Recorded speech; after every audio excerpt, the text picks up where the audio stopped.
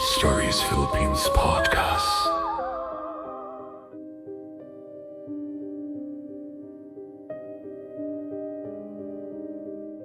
The darkness of a theater is a mirror. It holds the silent expectations of the audience and reflects the untold truths of the stage. But sometimes, when the house lights are down and the red velvet curtains are drawn closed, the mirror shows something else.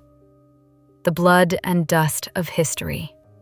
In the Philippines, a land perpetually shadowed by its colonial past and its tumultuous present, there are buildings where the history is not merely documented but retained. It clings to the marble. It pools in the corners of grand halls, and it haunts the acoustics of empty legislative chambers. This is the story of a building where the promises of a nation were repeatedly broken, and the ghosts of betrayal still attend the most critical performances of democracy. A shadow falls across this episode, touching on scenes and themes of trauma, violence, and profound sorrow. Listener vigilance is absolutely vital. I am Jessica, and you are listening to Stories Philippines podcast. On a sweltering Monday in July, the year was 2005, the 25th day of the month, the air in metropolitan Manila was thick, not just with the humidity of the tropical midsummer, but with a palpable tension. The State of the Nation address, or the SONA, was approaching. This event, where the president traditionally lays out the legislative agenda, is meant to be a symbol of democratic process and national unity. Yet, that year, it felt like the stage for a national confrontation. Masses of protesters gathered outside the gates of the congressional building, their voices a continuous, angry roar that threatened to drown out the ceremonial pomp within. The accusations were not new, but they were sharp. Political maneuvering, widespread corruption, and a sense of betrayal that had curdled in the public psyche. The true horror, the one that lingers long after the protests have disbanded and the speeches have been forgotten, is the profound disappointment that an entire political system can inspire. It is the spectral echo of a promise, one made in blood and revolution, that perpetually goes unfulfilled.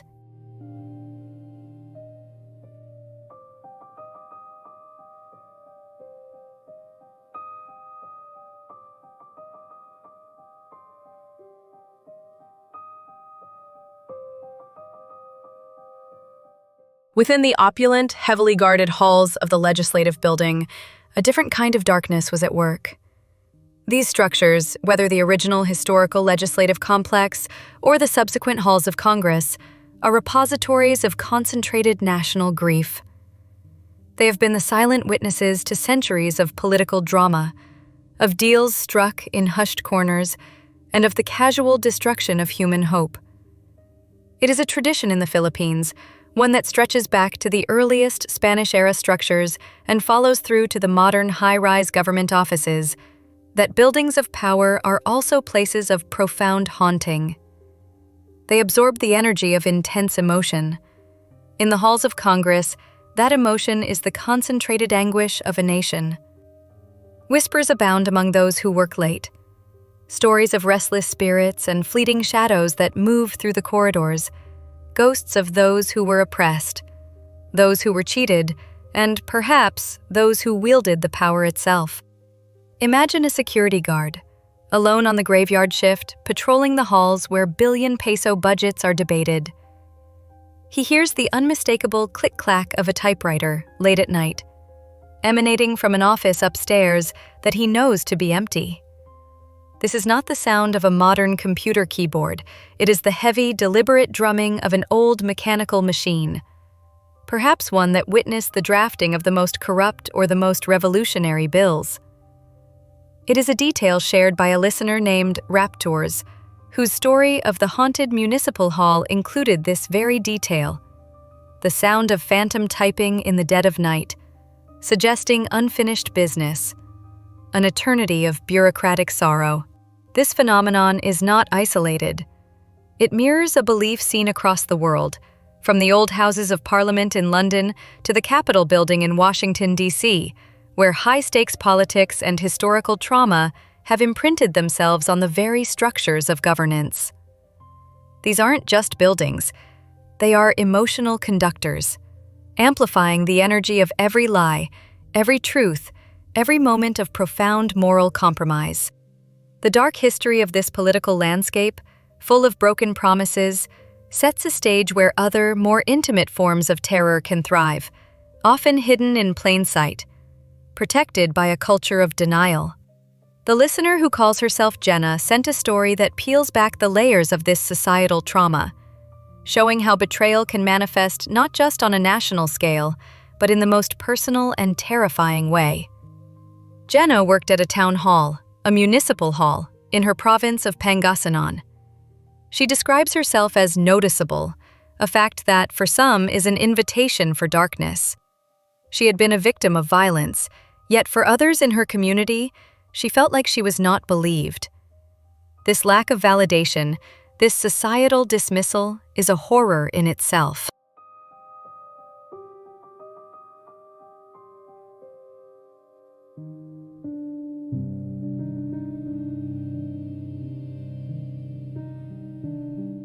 Her account is disturbing in its sheer, surreal dread. Leaving work at 5 in the afternoon, she was waiting for a tricycle to take her home. On her third check of her watch, it was 5:40. When she looked up, a man was suddenly in front of her, urging her to ride. She boarded, but 30 minutes later, after circling aimlessly, she realized she hadn't given him her destination. When she finally mentioned her neighborhood, the driver gave her a terrifying, mocking grin. They continued to circle for an hour. 7 in the evening. She grew frantic, realizing they were only going around a single village filled with mango trees and fields. The driver continued his maddening, knowing grin. When the tricycle finally stopped, she ran, only to be caught almost instantly. He dragged her toward a large tree, a massive, ancient thing that seemed to drink the moonlight. It was there she was assaulted. And the horror deepened to a chilling, esoteric fear. As he moved above her, he was reciting Latin prayers, a perverse ritualistic act, blending sacrilege with violence, a deep violation wrapped in a terrifying spiritual context. When it was over, he produced a small black notebook. She watched, numb, as he wrote something down. "You are number 9, he said. This is where the story shifts from a brutal crime to a dark piece of folklore, a story that hints at the Aswang tradition, or at least a man who has devoted himself to a black magic. He pulled a small knife covered in dried blood from the book. When she fought back, knocking the knife away, a struggle ensued. She managed to grab the blade and, in a desperate act of self-preservation, stabbed him repeatedly. She got up, dressed, and stared at her bloody clothes. But when she looked back at the man's body, it was gone. In its place was a fallen banana tree. The blood on her clothes, when she looked again, had turned green. She ran until she found a woman who helped her get home, arriving past 3 in the morning. The next day, when she went to the police precinct, her search for justice met only with more maddening denial. At the scene, she pointed out the spot where the body was, where the knife and the notebook lay. The notebook, she noted, had 8 other names written down, all women, and was filled with Latin prayers. But the police laughed. "Ma'am, you must have been dreaming," one officer said, pointing to the spot. "That is a fallen banana tree, and your evidence is just a pile of banana peels."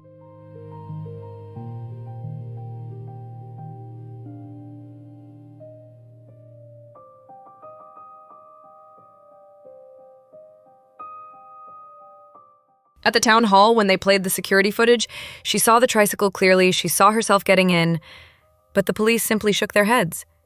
"Ma'am, there is no vehicle in the video. You are clearly walking home."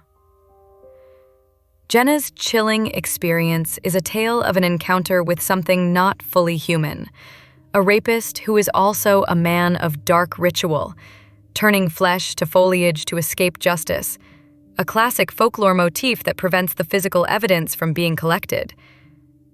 But the horror does not end there. As the gossip about her incident grew, so did her abdomen. What came out of her was not a child, but a piece of flesh the size of a baby, described chillingly as a kind of embutido, or meatloaf. It is a final, gruesome mark of the violation, a physical manifestation of a spiritual corruption. It is the ultimate tragedy. A victim who is not only assaulted, but then denied the very reality of her experience, left with a grotesque, visceral reminder. This level of denial and the sinister nature of the perpetrator, perhaps a local figure with connections, perhaps a creature of the dark, speaks to a larger, persistent theme in the Philippines: the lack of justice, the difficulty of holding powerful or dark entities accountable, whether they are corrupt politicians or literal demons. We are exploring the deep connections between historical trauma, political corruption, and the paranormal. This layered darkness, this national shadow, is where the stories of individuals intersect with the grand, terrifying narrative of the state. If you have a story that has clung to you, a moment when the veil between this world and the next seemed to lift, please submit your stories to our email, storiesphpodcast@gmail.com. Your truth could be the next thread in this tapestry of fear. The municipal halls and old school buildings of the provinces are where the political and the intimate horrors often overlap. They are the civic centers where power is exercised and where young lives are shaped, or sometimes tragically destroyed. Another story, shared by a listener named Aika, takes us inside a high school where the pursuit of a student government presidency led to an unsettling brush with a decades-old mystery and a very recent, terrifying tragedy.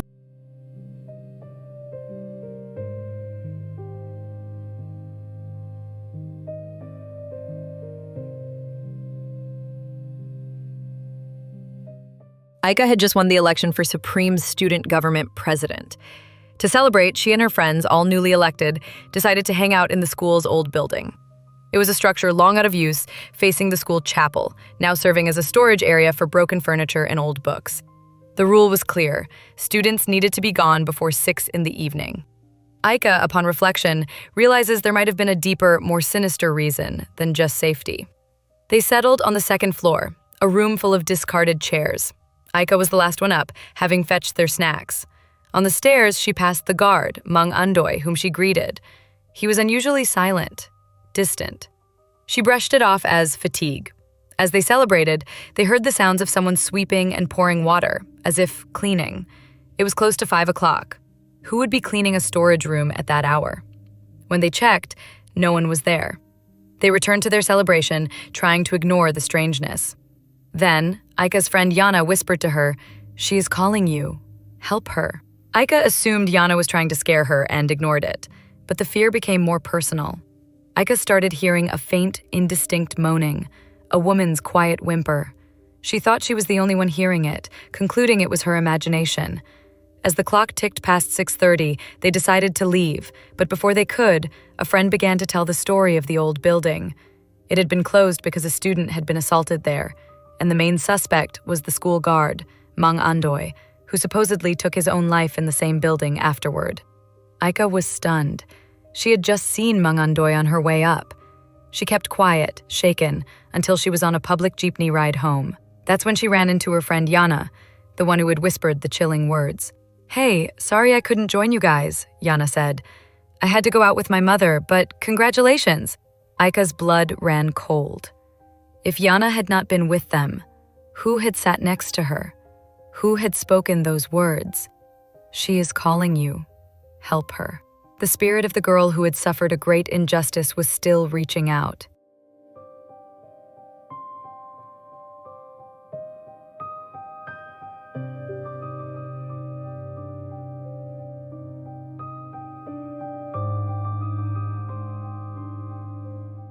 The terrifying conclusion of Aika's story arrived 2 days later. Classes were suspended. The reason? A body had been found in the old building, a woman. The reports pointed to another act of violence. The detail that made Aika's soul freeze was that the body had only been there for 2 days. This meant that on the day she and her friends were celebrating, the day Yana's ghost had spoken to her, the new victim had either been suffering or had just been killed. The building, a monument to past violence, had seen its horror tragically repeated. The spirit of Mang Andoy, the guard Aika encountered on the stairs, may have been the restless ghost of the guard who died there, or something far worse. A dark entity that assumed a familiar form to lure the innocent and allow the cycle of violence to continue. The police station being co-located in the municipal hall in the earlier story by Raptors and this old school building both show places of law and education, institutions of order, being corrupted into zones of terror and betrayal. In the midst of these intensely personal and local horrors, the human mind often seeks to understand the greater, more universal structure of the dark. We are compelled to organize our fears, to see patterns in the chaos. This brings us to a more philosophical or perhaps deeply religious dread. The fear of a global, systematic takeover. The ultimate political betrayal. A listener named Eugene submitted a reflection that frames modern economic and technological shifts within the context of a chilling biblical prophecy, the ultimate New World Order. Eugene speaks of the one world government, an idea that gains traction during times of uncertainty, linking the spread of digital currency, such as the local Gcash and CoinsPH, and the push for a cashless society, to the mark of the beast. He sees the potential for a world where transactions rely on a digital identifier, where whoever does not have the mark cannot buy or sell. This fear is not unique to the Philippines. It echoes global anxieties about privacy, government overreach, and the surrender of individual liberty for technological convenience. He draws parallels between the current events and the biblical book of Matthew, noting the increase in natural disasters, the earthquakes in Davao and Zambales, the looming threat of the big one for the Philippines, and the recent activity of volcanoes like Mount Taal and Mount Mayon. These natural warnings, combined with the global pandemic and the technology embedded in vaccines, all point to the time of rapture, the ultimate reckoning.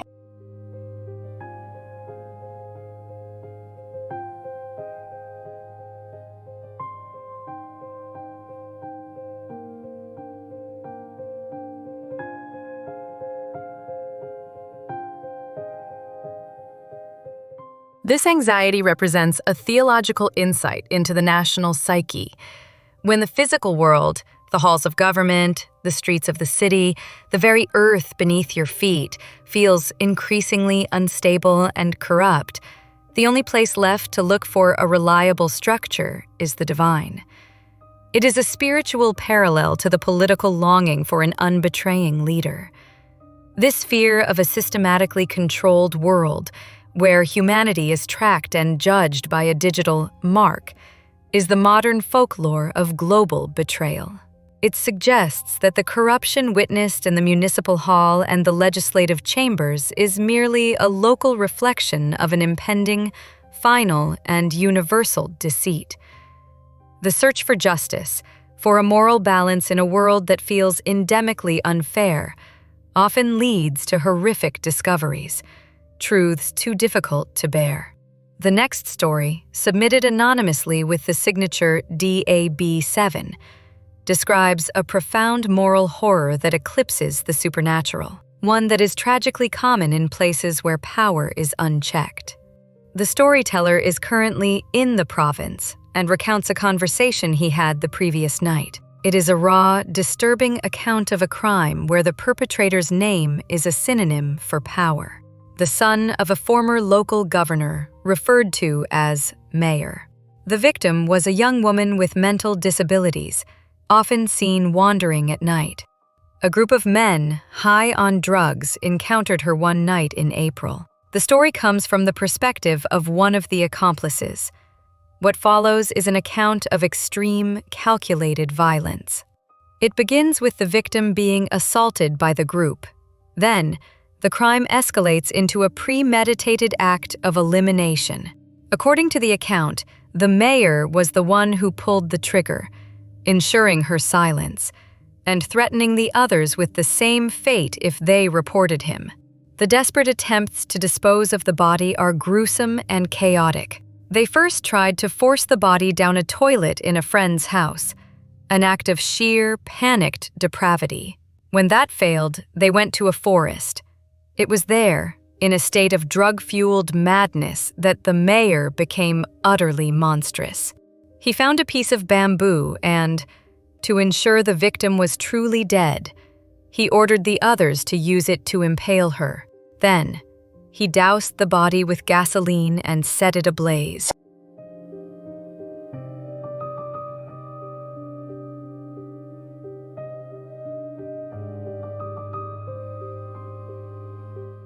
The sheer apathy, the casual cruelty of this powerful individual, contrasted with the helplessness and forced compliance of the others, is deeply unsettling. It is a story not of a ghost, but of the very real monsters that power can create, a reminder that the greatest darkness often wears the face of humanity. The story concludes with a simple, chilling lesson. Guys and girls, we do not know what the times are like anymore. Be careful, whether morning or night. This story, like Jenna's, is a testament to the lack of justice, the pervasive fear, and the realization that in certain parts of the world, a powerful person can act with impunity, their actions becoming the dark, unwritten folklore of the locale. The theme of the uncounted, the unseen, and the unacknowledged, those who are present but officially absent, is a haunting metaphor for systemic injustice. A story from Riel takes us into a law class late in the evening, where the lines between the living and the spectral become terrifyingly blurred. Riel's law class ran from 6:30 to 9:30 in the evening. Because of the late hour, attendance was often sparse. Their professor, to save time, would simply pass around a yellow sheet of paper for the students to sign. Each signature was numbered to keep track of the count. On this particular night, the class had all signed the sheet and the lecture had begun. The professor stopped, however, and began to count the students sitting in the room, then looked at the yellow sheet. He asked the class who had not signed the attendance. They all looked at each other, confused. The class mayor announced that everyone present had signed. The professor was troubled. "How can that be?" he asked. "The attendance sheet has 19 names, but there are 20 of you sitting here." The students were immediately frightened, but Riel saw the source of the discrepancy.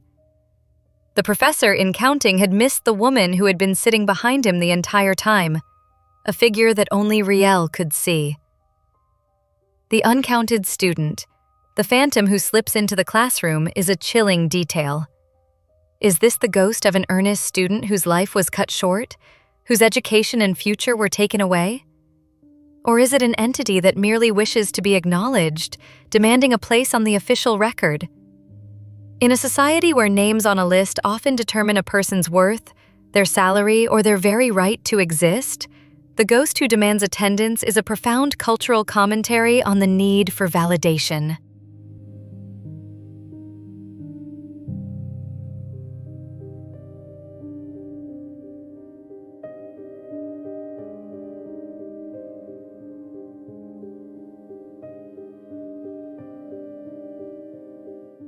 From the moment she submitted her resume, the building felt heavy.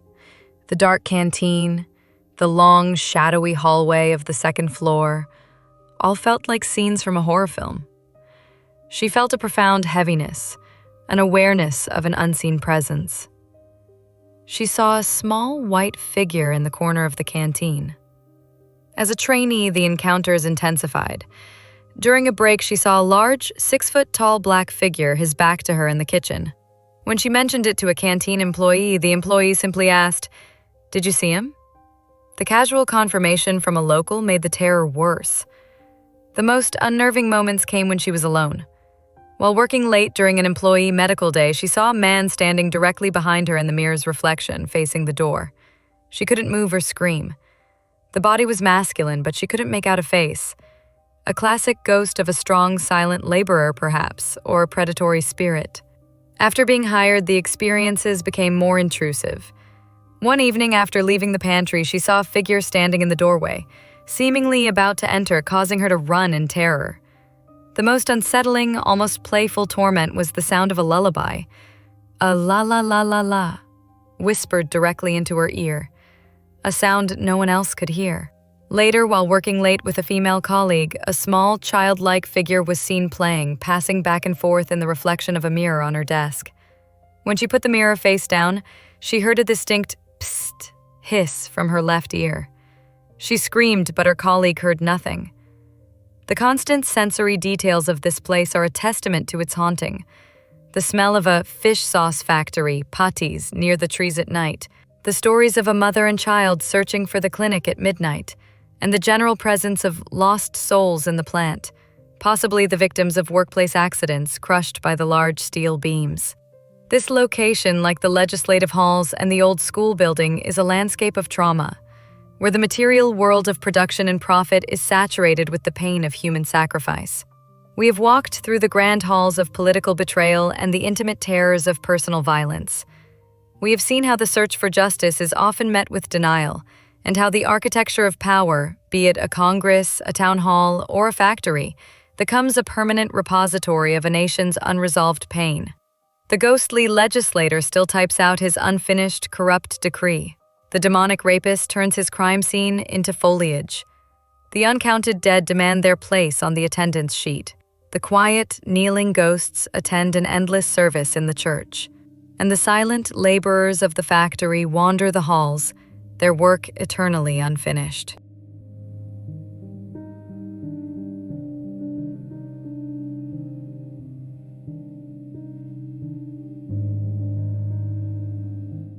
The question remains, are these spirits merely reflections of the past, or do they actively participate in the continuous cycle of injustice that haunts the present?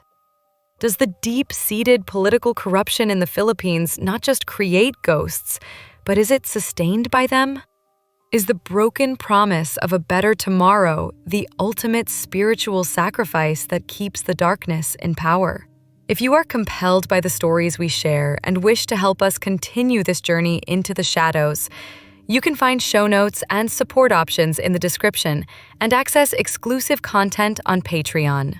Do not forget to follow us on social media for daily folklore facts. I am Jessica. Thank you for listening. Did you ever truly leave a place, or does a piece of you remain, perpetually seeking an answer that will never come? The dead ask no questions, but they offer endless possibilities of silence. Join us next time as we continue to shine a dim light into the most frightening corners of the Philippines' history and folklore. Do not forget to like, subscribe, follow, and share this podcast. Support the podcast financially in ways you can find in the show notes. Thank you for tuning in.